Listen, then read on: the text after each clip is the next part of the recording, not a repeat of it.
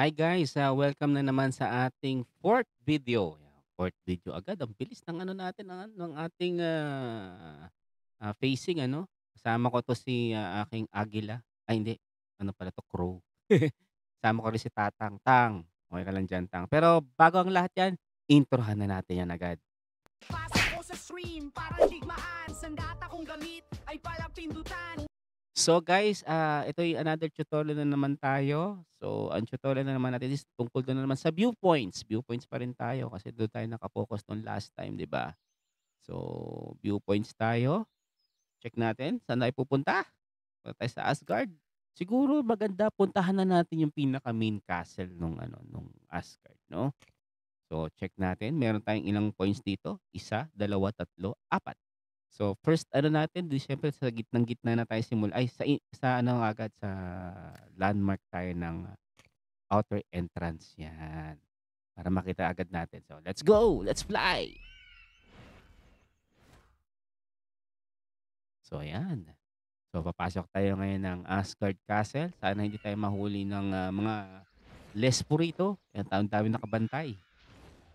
So so tingnan na natin kung saan yung first waypoint. Ang first waypoint natin is siguro dito sa may Eskinita. So, hanapin natin. Ito na naman, maliligaw na naman ako dito. Lagi ako naliligaw kasi dito. So, yan, punta natin. Silip-silipin lang natin kung saan yung pwesto niya. Pero alam ko dito yan. Dito yan. Oh, ayun, no, sabi ko na eh. Oh, dito yan. So, ito yung first waypoint natin sa ating Asgard Castle. Check natin. Click natin siya. So, ayan. Kita nyo yung blacksmith area. Ayan yung lugar ko sa nagpapapalo yung ating blacksmith. So, ayan. Next natin is itong waypoint na to. So, punta na natin. Walk tayo. Ayan, itong iskinita na to, napakadami, no? So, hahanapin lang natin silang lahat.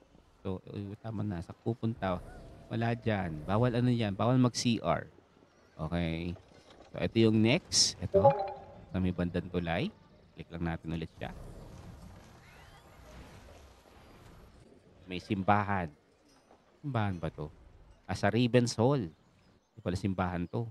Ano to? Yung tavern. Parang tavern. Yan. So, next. Next na mapa natin is ito. Itong area na to.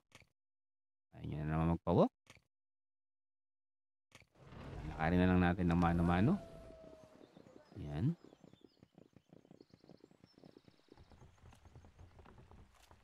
Let's go. Let's try this. Okay, dito pa yung banda. Hanapin natin siya dito. Nasa may iskinita. So, papasok tayo dito.